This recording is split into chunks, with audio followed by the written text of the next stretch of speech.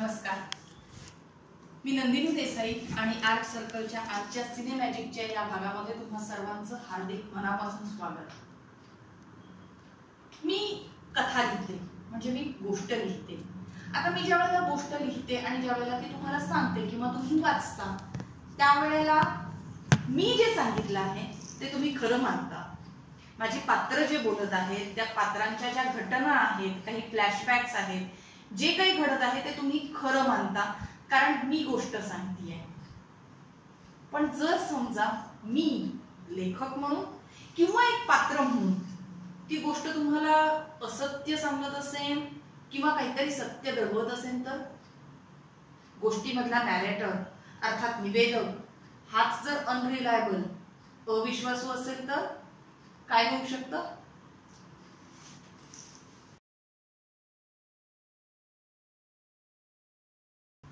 मी आता म्हटलं unreliable narrator, यावरून तुमच्या लक्षात आलं असेल की आज आपण बोलणार आहोत एका अशा सिनेमाविषयी ज्यांनी कथा सांगण्याची पद्धत पूर्णपणे बदलून टाकली। अकिरा कुरोसावाचा राशोमन हा सिनेमा, राशोमन अनेक उच्चार आहेत, कारण मुळात जपानी सिनेमा आहे। माझे जपानी उच्चार अजिबात चांगले नाहीत, त्यामुळे जर काही चुकलं असेल तर आधीच सॉरी म्हणते। पण राशोमन हा सिनेमा जागतिक सिनेमासाठी खूप महत्त्वाचा आहे। पहिली गोष्ट, याने जपानी सिनेमाला आंतरराष्ट्रीय पटावर आणलं। अनेक वेस्टर्न फिल्म मेकर्सचा जपानी सिनेमाकडे बघण्याचा दृष्टिकोन बदलला। त्याचबरोबर घडलेली अजून एक गोष्ट म्हणजे कथा सांगण्याचे जे नॅरेशन्स आहेत, ज्या पद्धती आहेत, शैली आहेत, त्यामध्ये पूर्णपणे बदल घडून आला। कुरोसावाच्या अनेक फिल्म्स खरं तर क्लासिक मानल्या जातात। सेव्हन समुराई तर मला वाटतं कुठलीही अशी यादी नसते सिनेमाची ज्याच्यात सेव्हन समुराईचं नाव नसतं, आणि त्यावरून आपल्याकडे अनेक सिनेमे आलेले आहेत। हॉलिवूडमध्ये अनेक सिनेमे आलेले आहेत, हिडन फोर्ट्रेस आहे, रान आहे, अनेक सिनेमे आहेत जे प्रचंड गाजले आणि तितकेच ते समीक्षकांनी देखील नावाजले। पण राशोमन हा खूप वेगळ्या धर्तीचा सिनेमा आहे। हा सिनेमा ज्यावेळेला पहिल्यांदा जपानी समीक्षकांनी पाहिला, त्यावेळेला त्यांना असं वाटलं की बात कुछ जमी नाही। पण सिनेमा आंतरराष्ट्रीय चित्रपट महोत्सवामध्ये गाजायला लागला, तिथल्या लोकांना तो आवडला, तिथे बक्षिसं मिळवायला लागला, अवॉर्ड्स मिळवायला लागला, आणि त्यानंतर एक पूर्ण आपण ज्याला म्हणतो ना जगभरातल्या समीक्षकांनी हा सिनेमा पुन्हा एकदा समजून घेण्याचा प्रयत्न केला। मी सुरुवातीला म्हटलं होतं की अनरिलायबल नॅरेटर, अविश्वासू निवेदक। काय होतं, ज्या वेळेला द गॉन गर्ल किंवा युज्युअल सस्पेक्ट्स यासारखे सिनेमे आहेत ज्याच्यामध्ये तुम्ही एका ठराविक पॉइंट ऑफ व्ह्यूने सिनेमा बघताय, आणि सिनेमा बघताना मध्यंतरात किंवा शेवटी तुम्हाला कळतं की तुम्ही जो पॉइंट ऑफ व्ह्यू बघताय तोच मुळात गडबडलेला आहे। अगदी गाजलेल्या हिंदी सिनेमामधलं उदाहरण म्हणून सांगते, राम गोपाल वर्माचा कॉन। ज्यांनी सिनेमा बघितलेला आहे त्यांना लक्षात येईल की मी काय सांगतेय, ज्यांनी बघितलेला नाही त्यांनी अवश्य बघा, कारण खूप चांगला सिनेमा आहे। तर अशा पद्धतीने तुम्हाला कथा सांगणारा निवेदक एखादी घटना सांगतो, ती तुम्ही त्याच्या पर्स्पेक्टिव्हने, त्याच्या दृष्टिकोनातून बघता। आता राशोमन मध्ये काय होतं, थोडक्यात कथा सांगते, कथा पूर्ण सांगणार नाहीये कारण स्पॉइलरचा आपल्याला तसाही थोडासा मान राखायला हवा। भर पावसाळ्यामध्ये राशोमन हे जे तुम्हाला इथे फ्रेम मध्ये दिसतंय, हे एका शहराचं प्रवेशद्वार आहे। 12व्या शतकात घडणारी घटना आहे ही जपान मधल्या, आणि तिथे ह्या तोडक्या मोडक्या जुन्या प्रवेशद्वाराजवळ एक लाकूड तोड्या आणि एक पुजारी किंवा भिक्खू, बौद्ध धर्माचा ज्याला आपण म्हणू शकतो, असे दोघं बसलेले आहेत। सिनेमाचा पहिला संवाद येतो, I don't understand it at all. जे काही घडलंय, जे काही आज मी अनुभवलंय, त्यातलं मला काहीही समजत नाहीये, हा पहिला संवाद। आणि इथून पुढे सुरू होते कहाणी। एक गावकरी येतो जो एक सर्वसामान्य खेडूत माणूस आहे, तो आल्यानंतर दोघं जण त्याला ती कहाणी सांगायला लागतात। कहाणी इतकीच आहे की लाकूड तोड्या एके दिवशी जंगलामध्ये गेला, तिथे त्याला एका सामुराईचं म्हणजे जपानी योद्ध्याचं प्रेत मिळालं। त्याने ते प्रशासनाला कळवलं की इथे असं असं प्रेत आहे। त्यांनी मग पुढे त्यांची जी काही सूत्र असतात ती हलवून लोकांना पकडलं। पकडलेल्यामध्ये एक आहे डाकू आणि दुसरी आहे त्या सामुराईची बायको. तर कहाणीमध्ये इतकं येतं की एका दुपारी जंगलामध्ये सामुराई आणि त्याची बायको निघाले होते. डाकूने त्यांचा पाठलाग केला. लाकूडकडे इतकंच सांगतो की त्याला हे दोघं जाताना दिसले. सेम हाच जबाब नोंदवलेला आहे त्या पुजाऱ्याने. आणि त्यानंतर काय घडतं ह्याचे जबाब 3 जणांकडून येतात. पहिला असतो तो डाकू, ज्याला नंतर त्या पोलिसांनी पकडलेला आहे. दुसरी आहे त्या सामुराईची बायको, तिलाही पोलिसांनी नंतर पकडलेला आहे घटना घडून गेल्यानंतर. आणि तिसरं हे अतिशय विलक्षण आणि वेगळं आहे की सामुराई जो मृत पावलेला आहे, जो जपानी योद्धा त्याच्यामध्ये मेलेला आहे, त्याचा आत्मा एका माध्यमाकडून, म्हणजे ज्याला आपण भूत प्रेत आपल्या अंगात आणतात, अशा एका बाईच्या अंगात तो सामुराईचा आत्मा येतो आणि काय घडलं ते सांगतो. आता गंमत अशी आहे की घटना आहे की जंगलामध्ये सामुराई आणि त्याची बायको गेलेली आहेत. एका डाकूने त्यांना अडवलेलं आहे. डाकूने त्या सामुराईच्या पत्नीवर अत्याचार केलेला आहे आणि सामुराईचा मृत्यू झालेला आहे. ही मी तुम्हाला सांगितलेली एक लिनियर घटना. आता ह्या घटनेचे 3 वेगवेगळे पर्स्पेक्टिव्ह आपल्या समोर येतात, दृष्टिकोन आपल्या समोर येतात. पहिल्यांदा डाकू ज्या वेळेला येतो त्यावेळेला तो सांगतो की काय घडलं.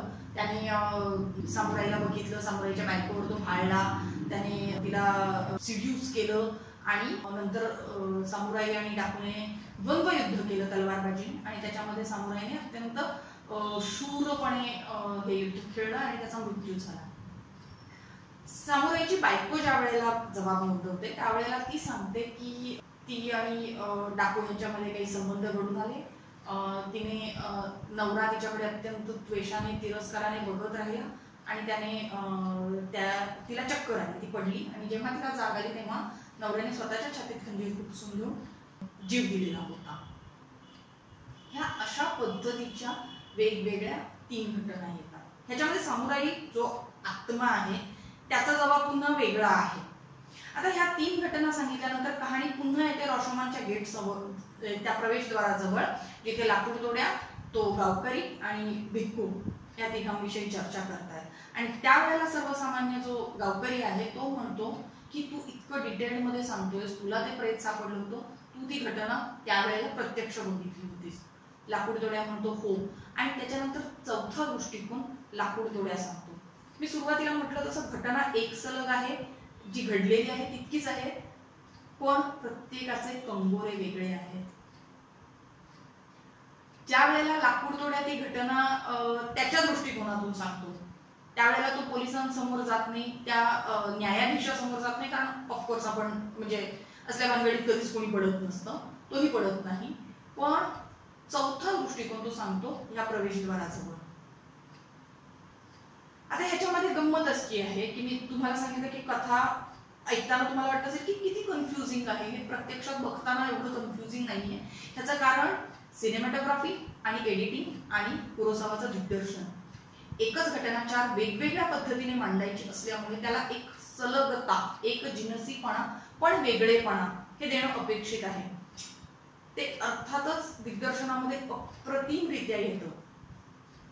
या सिनेमाची अजून एक गंमत आहे की सिनेमॅटोग्राफीमध्ये याच्यामध्ये खूप एक्सपेरिमेंट्स केले होते. हँडहेल्ड कॅमेराने लाकूड तोड्याच्या पर्स्पेक्टिव्हने आपण जंगलात जातो, म्हणजे एका डायमेन्शन मधून दुसऱ्या डायमेन्शन मध्ये आपण गेल्यासारखे तो पूर्ण प्रवास त्याने तो चित्रित केलेला आहे. दुसरं डायरेक्ट सूर्याकडे कॅमेरा रोखून शॉट्स घेतलेले आहेत, त्या काळी ते घेतले जात नव्हते, काय अनेक कारण होती. आणि तिसरा जो मला स्वतःला अत्यंत आवडता आहे की जिथे घटना घडते, जिथे हे पूर्ण ज्या वेळेला आपण सांगतो तो एक जंगलामधला भाग आहे, पण तो बंदिस्त असा झाडांनी आणि पूर्णपणे असा गिचमिडा गच्च भाग आहे. तो जो कोंदटपणा आहे तो बंदिस्तपणा आहे.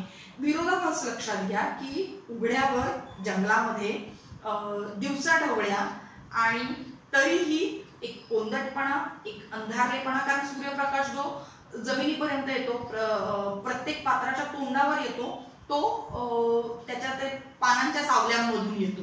त्या सावल्या आणि सूर्यप्रकाश, घडणारी घटना अत्यंत खरं तर दुर्दैवी आहे.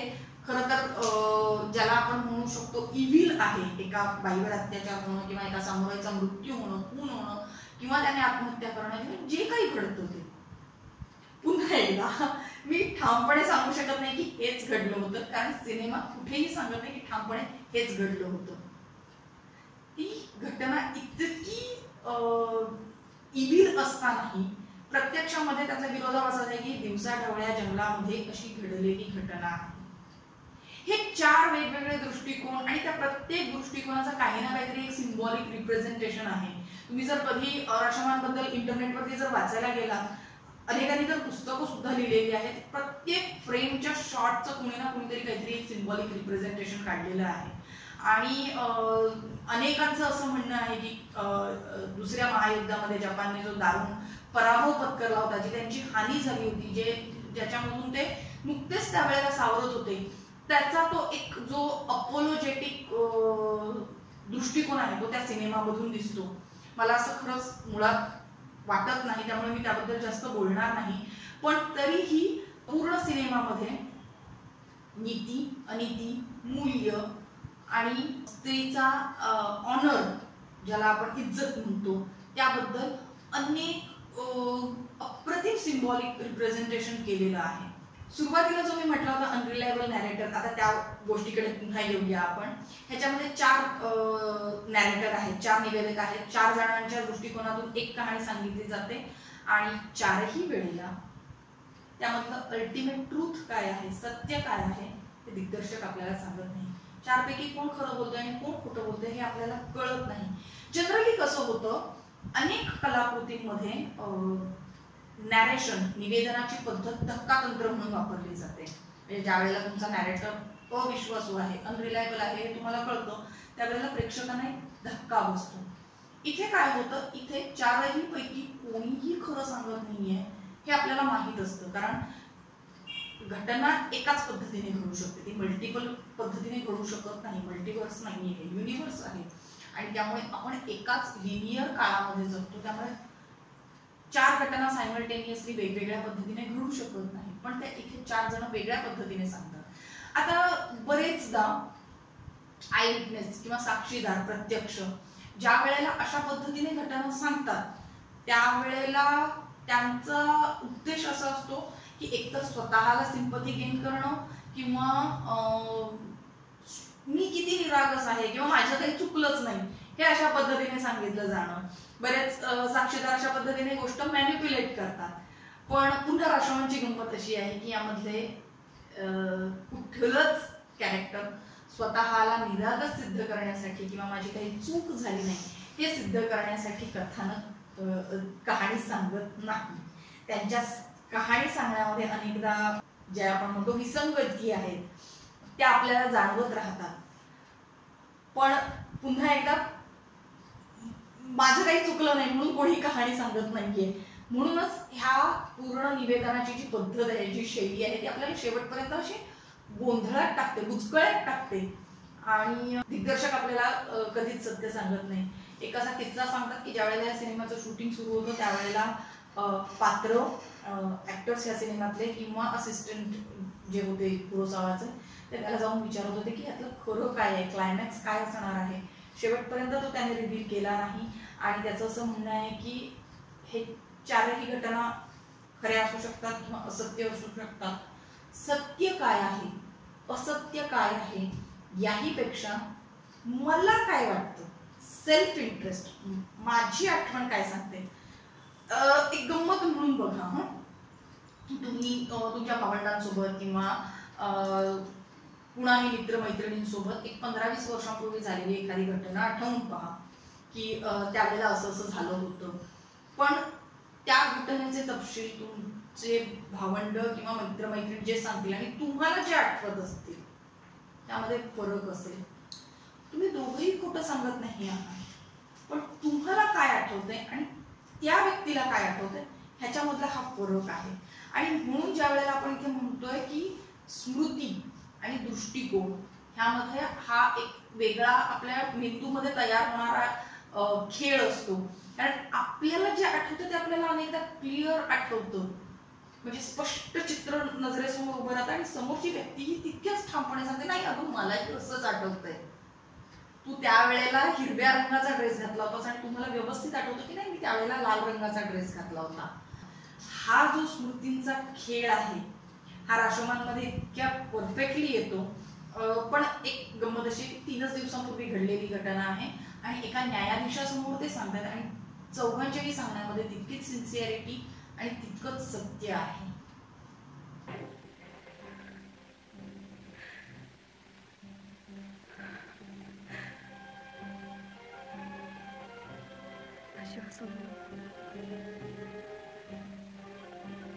気を失ってしまったんで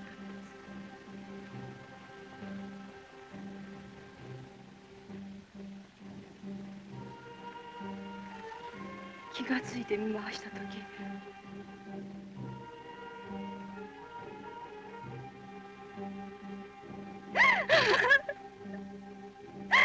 その時の私の驚きを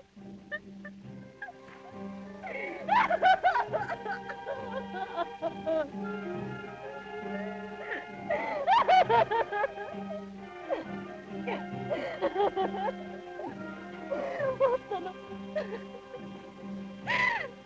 こと切れた夫の胸の上で私の担当が冷たく光っていたのです。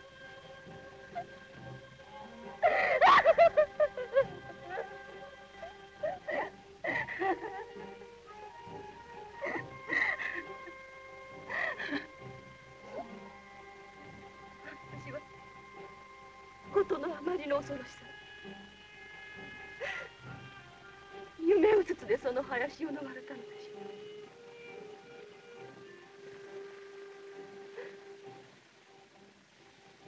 う。再び我に帰った時にはあの山の裾の池のほとりに立っていた。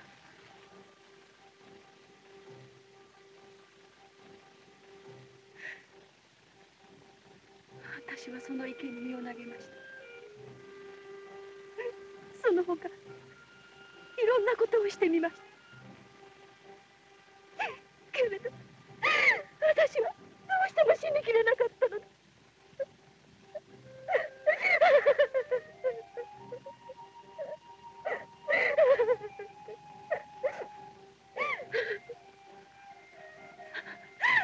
私は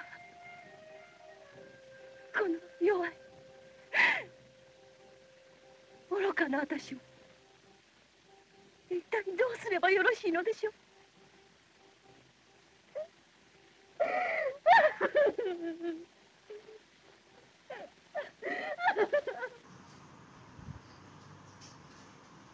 तोशिरा मिफुने या अभिनेत्याबद्दल थोडंसं बोलायलाच हवं.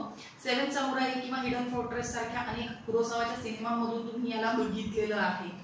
अतिशय नावाजलेला अभिनेता, जपानीच नव्हे तर जागतिक स्तरावरतीही त्याचं खूप नाव आहे आणि कुठल्याही भूमिकेचा अभ्यास करून त्यानुसार बॉडी लँग्वेजमध्ये, नजरेमध्ये, बोलण्यामध्ये बदल करून आणणं ही त्याची खास शैली होती. अनेक हॉलिवूड अभिनेत्यांनी नंतर त्याच्या ह्या शैलीची बऱ्यापैकी कॉपी सुद्धा केलेली आहे. राशोमानसाठी त्याने जंगली सिंहांच्या फुटेजचा अभ्यास केला, जो एक विधिनिषेध न बाळगणारा, जंगली, रानटी, क्रूर असा जो डाकू आहे तो त्याने पडद्यावरती त्याच त्वेषाने साकारलेला आहे. त्याच्या प्रत्येक शॉटमध्ये आणि प्रत्येक संवादामध्ये त्याची ही झलक दिसत राहते. एक ज्याला आपण म्हणतो ना बेफिकीर आणि कसलेही धरबंध नसलेला आणि सुसंस्कृत समाजामध्ये वावरतानाही स्वतःचा असंस्कृतपणा मिरवणारा असा हा डाकू आहे.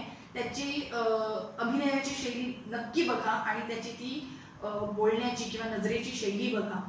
लक्षात येईल की त्याने किती अभ्यास करून आणि कशा पद्धतीने ही भूमिका साकारलेली आहे.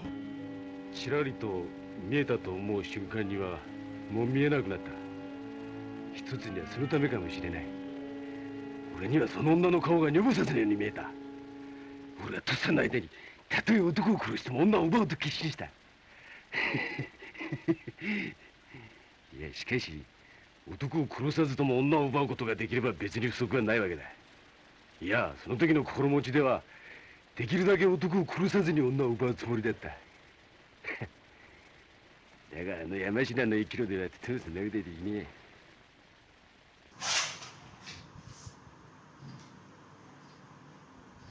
सिनेमाच्या शेवटी लाकूडतोड्या स्वतःची कहाणी सांगतो आणि तिथून ज्याला आपण म्हणतो सिनेमाचा शेवट क्लायमॅक्स सुरू होतो. राष्ट्रमनच्या ह्या तुटक्या फुटक्या प्रवेशद्वारामध्ये कुणीतरी स्वतःचं लहान बाळ सोडून गेलेलं आहे. त्याच्यासोबत काही किमती वस्तू आहेत, किमोनो, ताबीज वगैरे.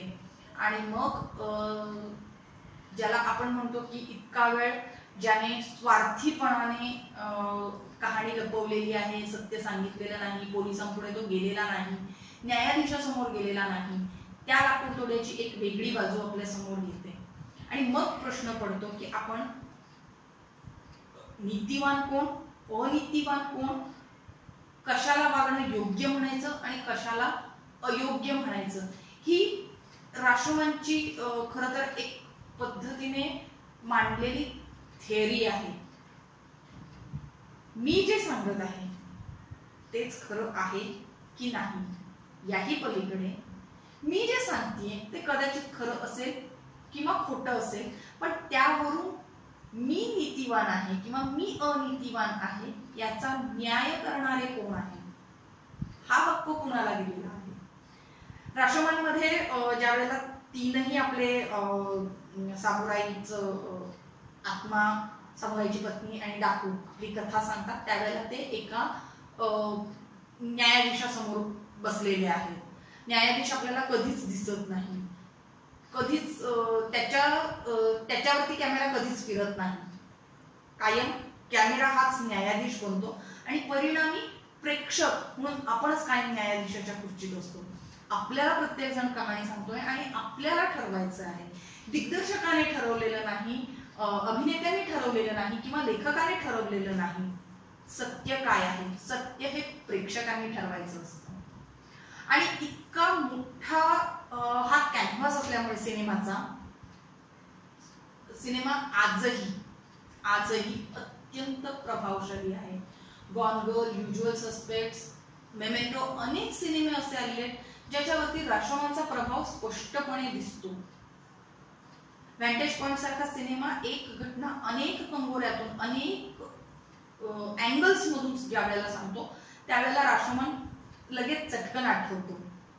प्रत्यक्ष साक्षीदाराने सांगितलेल्या घटनांमध्ये जी तफावत असते त्याला चक्क राष्ट्रमन इफेक्ट असं नाव इंग्लिश भाषेमध्ये मिळालेलं आहे. यावरती अनेक सायकोलॉजिस्ट किंवा मानसशास्त्रज्ञ काम करतात त्या राष्ट्रमन इफेक्ट वरती. आणि राष्ट्रमन हा शब्द इंग्लिशच्या ऑक्सफर्ड डिक्शनरी मध्ये गेलेला आहे तो याच कारणासाठी.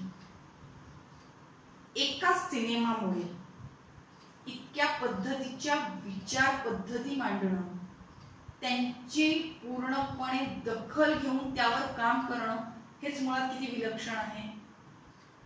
कुरोसावाच्या अनेक सिनेमांपैकी म्हणून मी हा सिनेमा निवडलाय कारण मला स्वतःला वैयक्तिकरित्या असं वाटतं की मी जे सांगतेय तेच सत्य आहे हे कशावरून, आणि तुम्ही जे सांगताय तेही सत्य आहे हे कशावरून. आहे ना चमत्कारिक आणि विलक्षण. भेटूया पुढच्या शुक्रवारी एखाद्या अशाच वेगळ्या सिनेमाविषयी गप्पा मारण्यासाठी. तोपर्यंत आर्ट सर्कल रत्नागिरीचं हे YouTube चॅनल लाईक करा, सबस्क्राईब करा आणि शेअर करा. सायोनारा.